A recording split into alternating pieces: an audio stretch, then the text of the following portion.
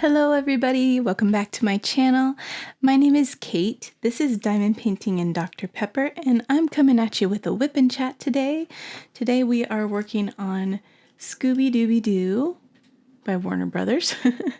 And I am just gonna I was gonna do like one color at a time with my spinny wheel, but we'll probably get through more than one color in this sitting. So we're just gonna diamond paint. So I'm gonna pick a color here to get started. I think I will start here on his collar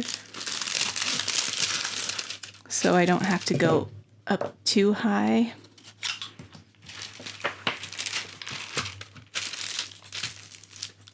There we go. Okay. So let's do 38-48. First things first, I guess. If you can hear, my husband and son are watching The Bad Batch. So I'm sorry if you hear that in the background. They're upstairs, but they have it going kind of loud. And my dog is in here and she's noisy too. So there's some static in here. So I just blew in there trying to release the static. We'll see if that helps.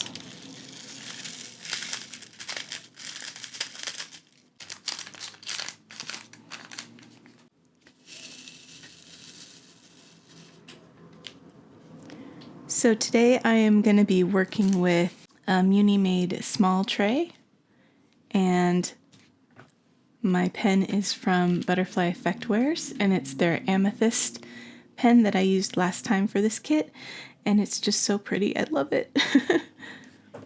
And before we get into diamond painting, it's time to open up the good stuff. It's Saturday today, and I am excited to have some Dr. Pepper. So yeah, we just got home from meeting some of Matt's family for lunch, and he has an aunt who was visiting she lives a few hours away from us. So we got the whole family together to go say hi to her while she's visiting. And we met at a local pizza place and had some pizza, and it was a good time. But I did have to wake up a little earlier than I was ready to wake up because I could not sleep last night, guys. I went to bed at I think I finally got to sleep at 4:30 a.m. So I probably only got about 5 hours of sleep, but it's fine. It's fine. Tonight I'm going to be having a craft night with my friend Jess and my sister-in-law Katie, and we're going to live it up. It'll be fun. It's actually been a really long time since we did one. I guess time just kind of gets away from us sometimes, and I forget how long it's been, And then when I realize it, it's like, oh, shoot, we need to schedule another one. It's also more, if I could just schedule one to recur, that would be one thing. But my husband is a huge introvert, even more than me, and his mood varies on the weekends as to whether or not he feels like he can handle having guests for that long. So I kind of have to wait and see what kind of mood he's feeling before I can make plans. So that makes it more difficult, because otherwise I could just have a standing invitation, hey, come over to my house Saturday nights for crafting, and that would be easy. But yeah, anyway, when you share your house with other people, you have to kind of be open to their needs also. So let's see, what's been going on. Last weekend, Fletcher invited me to come down and visit him because he was actually off work on a Sunday for once. So Casey and I drove the around an hour drive down to visit Fletcher, and Sam was there too because Sam and Fletcher are roommates, my two older kids. But Sam and her boyfriend have actually been house sitting for her boss for a while, and so she came over to her apartment from there to hang out with us, and we played a lot of games, and we went to the old spaghetti factory for dinner, and it was really good. Let's see, we played Hues and Cues, which is a fun game where you kind of have to, you only get like one word, and you get a card with a color on it, and you have to, there's a board that has a bunch of color swatches, and you have game pieces, and you have to try to get people to put their game pieces on the right color or close to the right color by using like one word clues. And it's very challenging, but it's really fun. I'm trying to remember the other game we played, because I know we played another one, but I can't remember what it was. Anyway, we had a great time, and on the way back, I was even able to listen to my audiobook because Casey had decided to plug in his headphones and watch some videos on his phone. So I got to listen to my audiobook. On the way down there, we listened to music and sang together, and he did read a little bit, but on the way back, I got to listen to my audiobook, and that was fun. I am about 75% through with my audiobook now, and that's the one that's the Nora Roberts book called Awakening. And I need to hurry up and finish it because it's borrowed on Libby from like the library, and I am running out of time.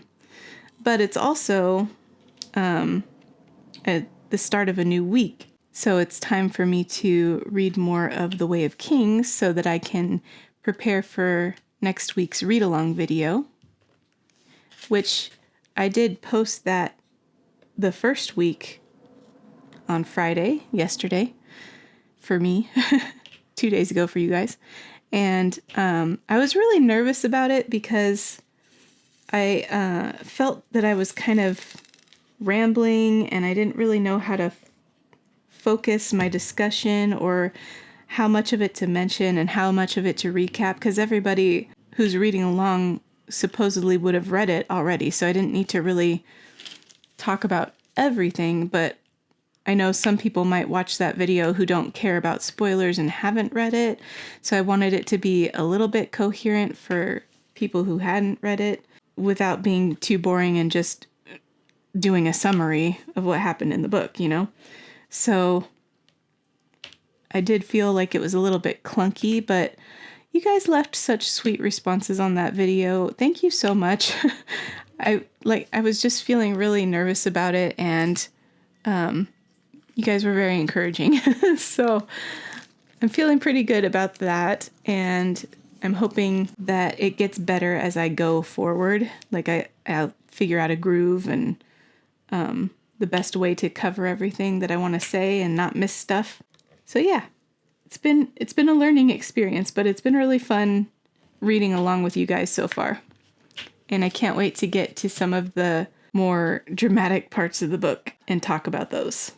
Oh yeah, the night after I got back from Fletcher's, I was having some insomnia. I did finally get to sleep, but then the weirdest thing happened. I had been tossing and turning trying to go to sleep, and I finally did manage, I think, to go to sleep. But then I sort of woke up, and I couldn't move my arms, my mouth. I was trying to like move my arms, and I couldn't. So I had some sleep paralysis, which is not something that has ever happened to me before that I can recall. And it was terrifying not being able to move. I know that some people who have sleep paralysis, sorry, I'm trying to open a plastic baggie. There we go. I know that some people who experience sleep paralysis also see like they dream at the same time. So they're sort of awake, but they see things that are kind of scary, like figures and stuff like that. And luckily that didn't happen to me, because I probably would have freaked out, but it was scary enough to just not be able to move my body. And so I couldn't move my arms or my head or anything, but I did manage to get my feet to move. And then once I got my feet to move, then it like broke the spell, and I was able to move the rest of my body. But yeah, that was a trippy experience. I've never had that happen before, and not too interested in having it happen again, so I hope it doesn't. Do you guys ever struggle with sleep paralysis? Ugh, it's creepy. Okay, let's see. We need 3849. I think that's this one. Yep. Like I said, I'm not kitting this kit up. I'm just doing the whole color at a time, so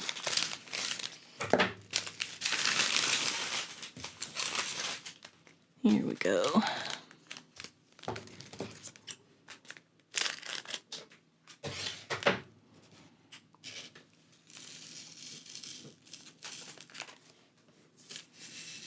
Seems like so few drills. I wasn't sure if the one I just did was going to have enough, but it had plenty.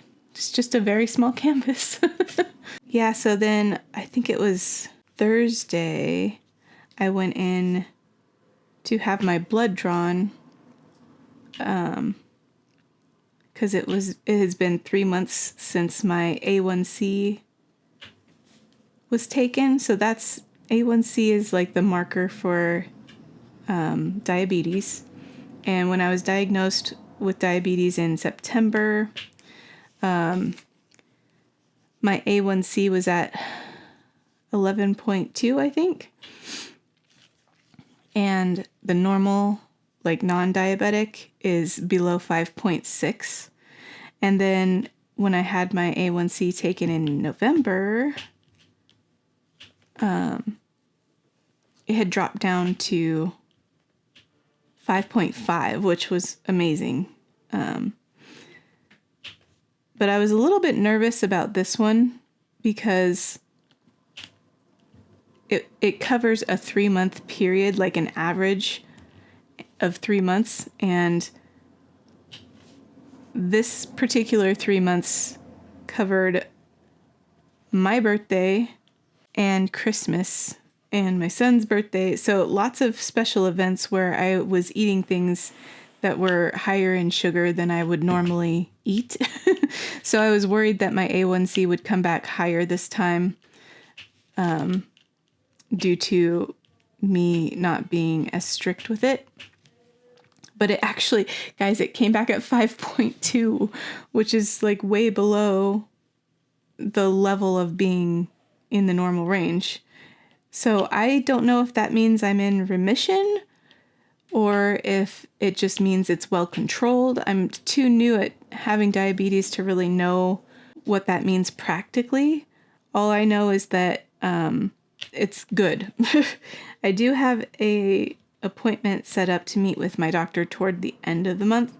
So hopefully she'll have some knowledge for me about what to expect moving forward, or best practices moving forward to make sure it stays this way.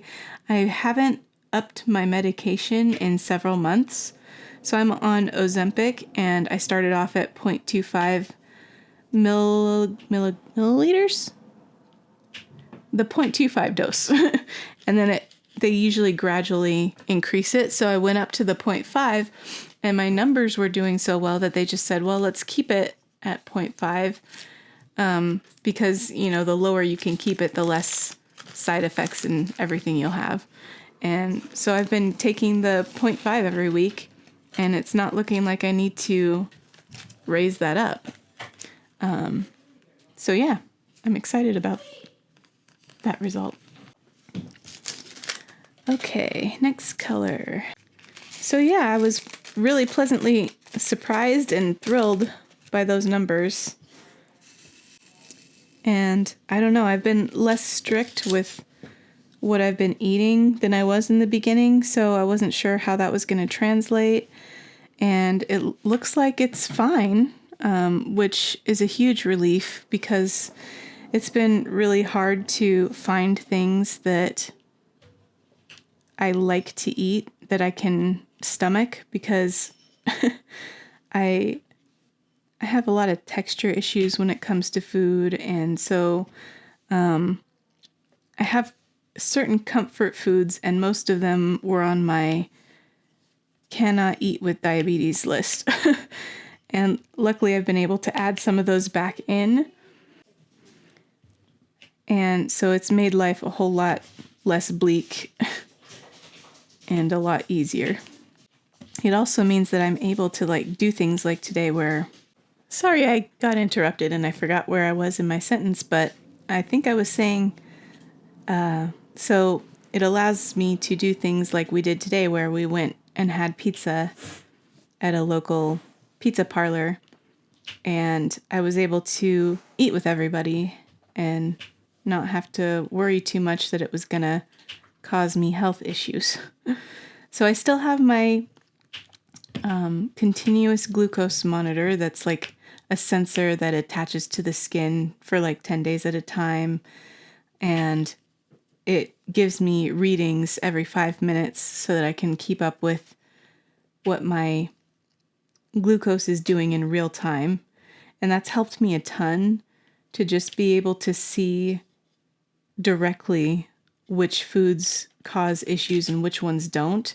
And it's been a lifesaver and allowed me to really figure out by trial and error which foods I can eat and be safe eating.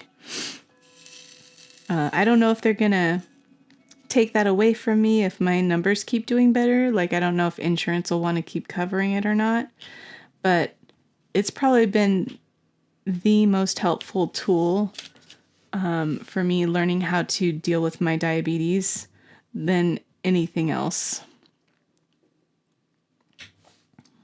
It just sucks that a lot of insurance companies won't cover it unless you're on insulin and stuff. And I'm luckily not on insulin, but I don't know why my insurance company deigned to cover it, but they did, and I'm so grateful. I think that's all of that color. Let's see, I need a baggie for this.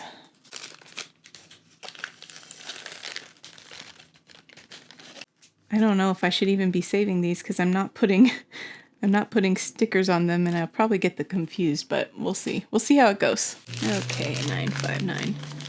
This might be a shorter WIP and chat than usual just because I don't have as much to update you on this week. It was mostly just a busy work week. There is lots going on behind the scenes at Diamond Art Club, and I have been working on some stuff that needed to be done in like a timely manner. So I've been working a lot of hours and everything. So it doesn't leave much time to like have much to update you guys on, since I can't talk about that very much. So mostly just what I do on the weekends is what I can chat about. Although I gotta say, I'm loving the Discord group that I'm in that is run by Sophie over at the Diamond Help Desk. She has a Discord group for diamond painting and crafting called the Crafter's Den, and everybody in there is so sweet, and it's been really fun like getting to know them and chatting with them about different things in that server. So luckily I can hop in there when I take a break at work and check in on everybody and see how everyone's doing. And it's nice to just be able to connect with people like that in the middle of my day and talk about diamond painting or see cute pet pictures. They post pictures of their cats or their dogs and sometimes their babies, which I love. Okay, let's see. What do we want to do next? Maybe the equal sign? Let's try that. Yep, here we go. So my plan is to finish this kit tonight because, like I said, I'm doing a crafting party and I'm going to have this kit out, and it should be easy enough to finish this evening. And then I get to kit up my next round kit, which is going to be I'm Here for the Food, and I'm very excited. I love starting new projects, and I can't wait to get into that one. I am actually really excited to work on the color blocking around the outside because I think it'll go really fast, and then I can get that all done and then work on the fun stuff around the inside. So yeah, I'm just really excited to work on that kit.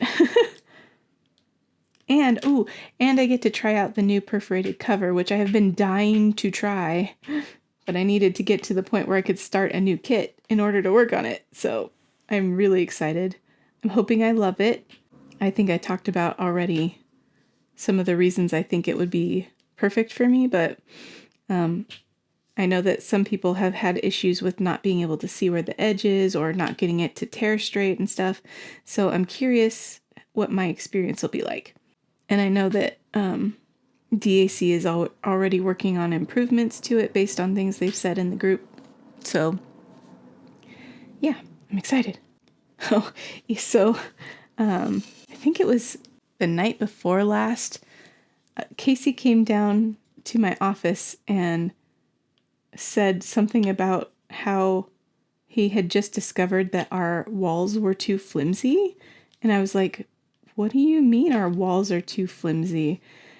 So apparently he was running towards the stairs, and he does this a lot where he's going to go downstairs and he runs to the stairs, and then we have a stairway that goes one way and then it turns and goes the other way. So there's a landing. So he runs to the stairs and then he runs down and he braces himself against the wall on the landing so that he can then turn and go down the other set of stairs.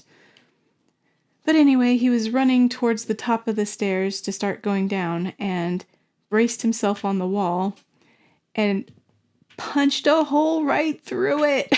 So his big hands just punched a hole in the wall. So luckily my husband is pretty handy and he knows he's worked in construction before. He does a totally different job now. He's a network analyst, but in his younger days, he did work in construction and he knows how to fix that kind of stuff. And he had Casey help him fix it. So Casey was very apologetic and everything, but I'm just glad he wasn't like a typical angry teen who punches walls because they're mad or something. He just punched the wall because he was going too fast. And he learned how to fix it, so maybe that's a skill that will serve him well in the future, too. I don't know. Anyway. Okay, let's see. I'm thinking maybe the J. Let's find the J. Ooh, that's a fairy dust color. I realize that I don't often get to do the special drills with you guys because I tend to do them last on a section. And I almost never get through a whole section when I'm doing a WIP and chat, so you guys don't ever get to see the fun special drills when I'm working on a section, and I kind of feel bad about that. But my brain doesn't want me to do them first because I have this practice built up where they're the things I get to do last as a reward for finishing the section. So this time I get to do them with you. So these are really pretty light blue fairy dust color. Oh, I could probably hold them up to the camera. Oh, I have the autofocus on. Hold on. There we go. Let's see if it'll focus on these. Aren't those pretty? I love fairy dust drills. Hopefully it's focusing. Okay, now I gotta set the focus again. So then last night Last night was Friday night, and I got done working and decided that I was going to sit down and work on my temperature cross-stitch conversion because it had been a while and I hadn't touched it. And I am feeling some trepidation about it, and I'm kind of procrastinating it because I don't really know how to do the part where I look up what the average temperature ranges were in my area last year, and then try and figure out how many different colors I'll need for the temperature ranges, and then try to assign colors. And so I was feeling really overwhelmed, and I decided that instead of doing the part that's overwhelming me, because I'm a huge procrastinator, I was at least gonna get all of the elements in the background done. So on the bookshelves, they have some items other than the books that are just like decor. And so I sat down with my big book of extra drills from other projects, and I managed to find colors that would work for all of the different little elements on the bookshelf, and I got them all done. So everything's done now except for the books and the year at the top, which I'm going to wait for the year at the top. I'll have a picture on the screen. I'm going to wait to put the year at the top until I'm done with the whole thing so I can use colors that I think will complement the whole piece better. Ooh, guys, we're going to work on the gold, the metallic gold drill. Yay! Oh, I can show you these up close too. Here. Aren't those pretty? I love electro drills. It's hard to find good places to use these on kits, but when I do, I go all in. Have to be really careful with electro drills and iridescents because they really do change the color of the display of the drill. So like if I'm working on a digital render, it displays as a flat color, obviously, because how else would it do it? But then when you translate that to like an electro drill, it shows like all these different facets of completely different colors because of the lighting. And so it's really hard to know how that's going to look in relationship to the rest of the piece. And the same is true for iridescent drills because like an iridescent red drill isn't going to look the same as a regular red drill. And I have to be really careful where I chart those because it can end up looking weird on a canvas if you don't do it very purposefully. So I tend to use electro drills where I feel like it makes sense, like in metal, because we have these gold electro drills, and then we have a chrome one, and we have a cool electric blue one. And I love being able to find places to use those, but it's not easy to do it in a way that will look good. So I feel like people would love it if I charted them more, but I also want the piece to turn out really good. And so I only chart them when I know they're gonna look appropriate. So in case you were wondering why it's kind of rare, I've been trying to use them as much as I can because I love them, but it's because they really have to be used in only particular situations, I feel like. Especially electro drills. That was fun. So shiny. Okay, what next? What next? Let's go ahead and do the ABs since we're here. If I can find it. There you are.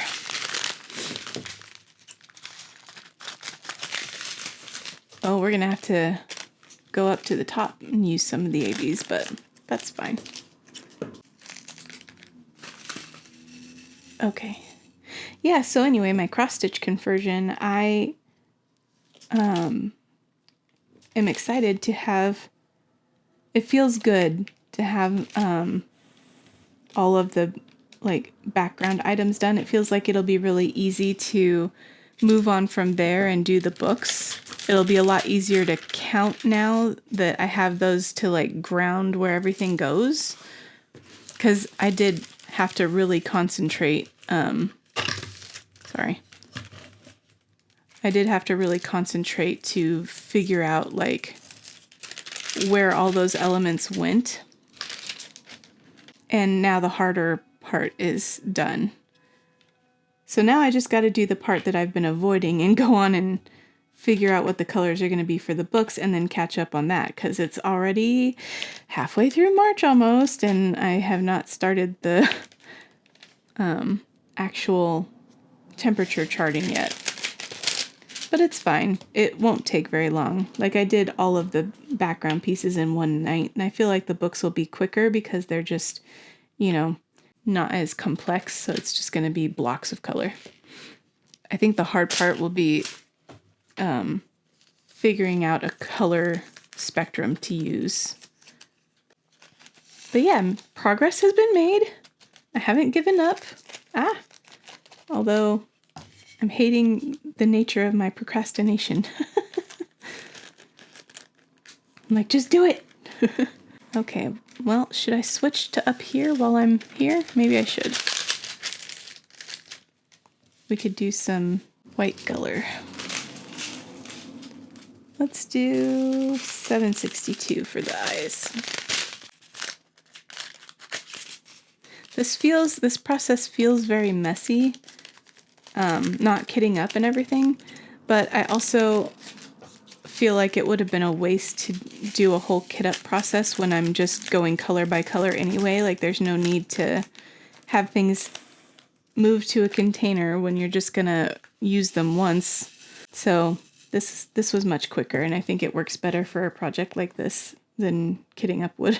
Okay, so I don't know how long this video is gonna be, but I don't have much else to update you guys on.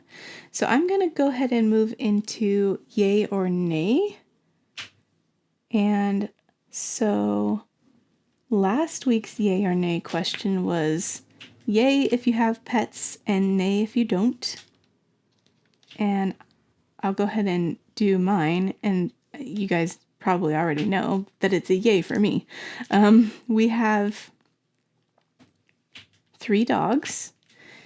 We have our oldest dog, Chewbacca. He is a mix, and we swore for a long time that he must be part Great Dane because he had the build. But we actually did one of those DNA tests on him, and he has no Great Dane at all. So he is a mix of like Golden Retriever, Lab, American Staffordshire Terrier, flat-coated Retriever, and something else that I'm forgetting. I think it's Pit Bull. But yeah, so all those things, and he is a sweetie. His favorite thing is TV time at night. When my husband gets ready to go to bed, he likes to watch TV in bed before he goes to sleep, and Chewy gets to join him on the bed, and he just dances at the door waiting for TV time. And he's all black.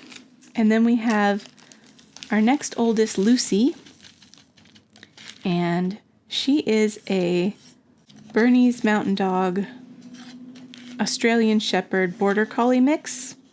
And she is such a personality. Like, she's very territorial, and like she thinks she's the boss of everybody. And she lets the other dogs know it too. She can be a real stinker, but she's also really funny. She likes to get up on the couch or the bed and like make a nest for herself, but she does it by like hopping around and digging at the couch and flipping over on her back. It's really funny.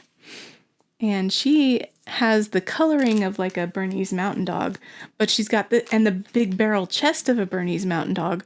But she just kind of got unfortunate in the looks department because her head is tiny compared to her chest, and she just looks really funny. Don't tell her I said that. So anyway, that's Lucy. We call her Lucy Goose or just Goose. And she's a hoot. And then our most recent addition is my polar bear, Max, who is a Great Pyrenees. And we think he might be like part Akbash, just because of the way his fur looks and that he doesn't have double dew claws in the back like most Great Pyrenees do. But he is a sweetheart. He is connected to my hip most of the time, and he's a bit scared of pretty much everything, but he's a sweetie, and he's just now starting to learn how to play. So when we got him, he didn't really know what this play thing is, but the other dogs have kind of taught him to play fight, and then now he knows that when we like gently blow in his face that we're playing with him, and he'll like jump around and paw us and stuff, and it's really cute. I think that's all the white. Yep. Okay. So that's our dogs, and we have 3 cats. We have Mr. Fix-It Felix Jr. He's 14 and he's a black cat with a white patch. And you guys, if you have seen my Diamond Art Club kit in Catnito that I drew, that one's based on him. And he is very noisy and very loud. And he'll tell you a whole story. If you say anything back to him, he will just commiserate with you. And he loves, I don't know what, oh, here they are. I had set aside a whole thing. Okay, 318, that's what I need. He loves, if there's like a pile of blankets or pillows on the bed, he has to sit on the very top of it because he's the king. And even if you're like, if your head's on the pillow, he'll just lay on your head. It's fine. For the longest time, when Casey was younger and I would tuck Casey in at night, Fix-It would always be there to help me tuck him in and to eat his hair. And I would read Casey stories and Fix-It would like to walk in front of the book, and he was so helpful. Anyway, he's a big sweetheart. Okay, wait. Did I have all of this for just like 7 drills, or am I missing some? I think that's it. Huh. Okay, anyway. So yeah, that's Fix-It. And then we have Sebastian, who is a year younger. So he's 13. And my sister-in-law found him on her doorstep one day when he was just a little kitten, abandoned, and she looked for the owners and couldn't find them. And then she brought him over to our house, and I begged my husband if we could keep him. And he said we could take him on a trial basis, I guess. And now Sebastian is pretty much his cat. So, yeah, he's here on a trial basis, but it's been like 13 years. And he was a very annoying kitten. He did not like to poop in the right places. Actually, you know what? He still doesn't like to poop in the right places. He's kind of annoying. Also, he really loves to eat plastic, which isn't the best for him. So we have to keep an eye on any plastic we have to make sure he doesn't eat it. He's a dope. But he's a tabby, and he's got a great personality. And the funny thing about him is if you like aggressively pet his back, we call it revving up the Mew motor. He'll like get all excited and then he'll trot after you if you run away from him. So we pet his back and then we run down the hallway and he trots after you. Kind of like, it reminds me of Pepe Le Pew. If you've ever seen those old cartoons, he'll just like trot after you as you run away, and you pet him some more and he purrs, and then you run away and he follows you again. It's really funny. So that's Sebastian. And then our youngest kitty is Guinevere, and she is a big fat gray cat. And she is very standoffish. Like, you don't see her much during the day, but when she decides that she wants some lovin', she's so sweet. Like, she'll come and she'll walk up to you and then she'll flop over on her back and like put her little paws up and want you to pet her belly. She's so funny. And if you try to pet her when it's not her idea, she kind of like, if you manage to catch her before she runs away, she'll like flatten against the ground, which is why most of the time we call her Pancake instead of Guinevere. So yeah, her unofficial name is Pancake. Okay, let's see. What else do we need here? Well, I guess we could do the arrows. Which one's the arrows? 3711. And then in addition to the cats and dogs, we also have fish. We have 3 goldfish and 2 koi. And the koi like to try and steal all the food when we feed them so that the poor goldfish have to fight for their lives. And then, as you know, we have snakes. So we were going to kind kind of have a side business of breeding snakes and selling the babies and stuff. But we have decided not to do that. So now we just have pet snakes, and we probably have more than we need. And it's definitely something that it's been in the back of my mind that I should probably try to offload a few of them, but it makes me sad every time I think about it because I do love all of them. And we have already had to give some up, and it's been hard. And so I don't know, I just keep procrastinating doing that somehow. But it is a lot of, upkeep to make sure they eat, because ball pythons can be really annoying about eating. And it's also pretty expensive to feed them because we buy frozen rats that we thaw to feed them, and those are not cheap. So it would probably be good to narrow it down to a few snakes instead of the, 11 that we have. So I don't know. We'll see if I'm able to get myself to do that or not. Anyway, as for you guys, the count for yay or nay this last week was 25 to 4. So 25 of you do have pets, and only 4 of you said that you don't. Which is honestly kind of what I was expecting. It seems like most people have some kind of pets. But yeah, let's read some of your responses. So Amanda Kuzdas says, yay, I have 2 kitty babies, Leah, a 13-and-a-half-year-old Bengal, and Mac, a 3-and-a-half-year-old orange derp. I'm technically allergic with an asthmatic reaction to all animals with hair, fur, or feathers. And I also still have an allergic reaction inside reptile houses at the zoos and such. Wow. But with daily allergy meds, cats are the only animal that's tolerable to live with. Dogs give me hives if they lick me or I pet them and then touch my face. I've always wanted a dog, but they try their best to kill me, so I just gratuitously enjoy watching rescues and videos of people loving on dogs. Oh my gosh. I would be so sad if I couldn't have dogs. I am definitely a dog person. I love cats too, but for me, dogs are where it's at, and I'm so sorry.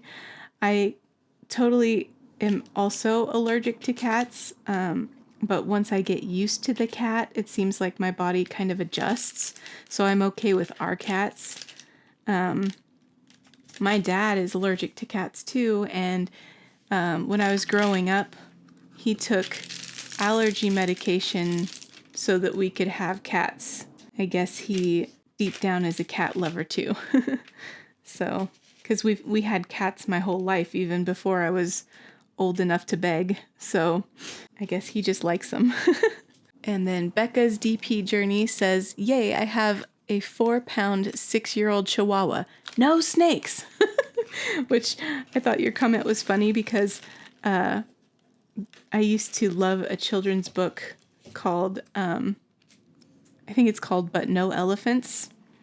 So if you know that children's book, you might know why I thought that was funny. It's just because this guy selling pets keeps stopping at this old woman's house to see if she would like to buy a turtle or a dog or a bird. And she keeps buying all these pets, but every time she says, but no elephants.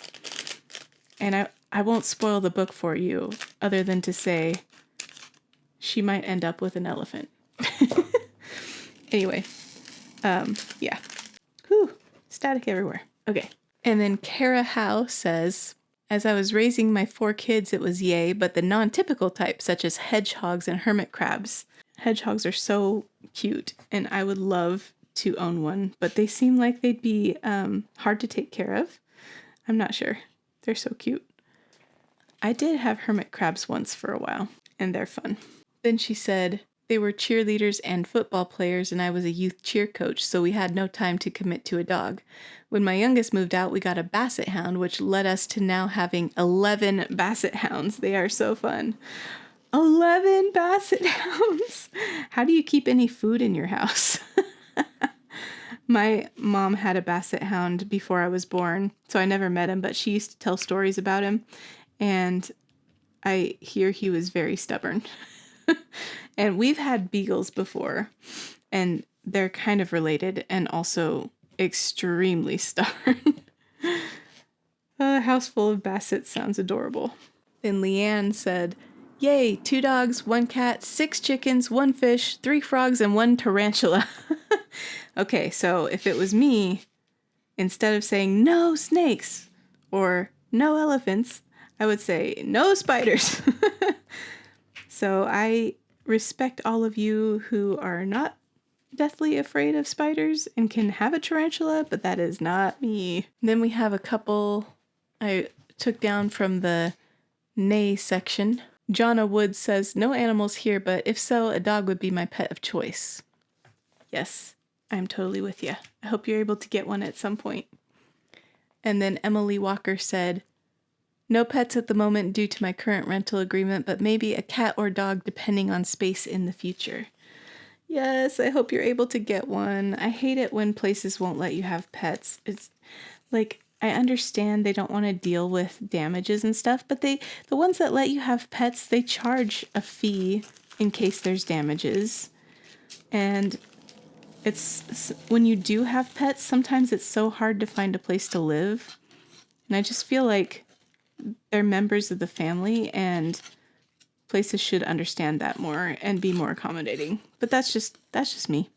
Okay, guys, for this week's yay or nay question, it's a bit different. Do you guys believe in soulmates? So do you think there's one person out there who is your soulmate and was meant for you, and that once you meet them, that's it, you know, they're the one for you? So yay if you think there are soulmates, and nay if you think we kind of make our own fate when it comes to relationships. Can't wait to see what you guys say about that one. I hope you have enjoyed this WIP and chat. Thank you for spending some of your time with me today. I will see you on Wednesday for another What You Got Wednesday, and I hope you have a great week. Bye, everybody.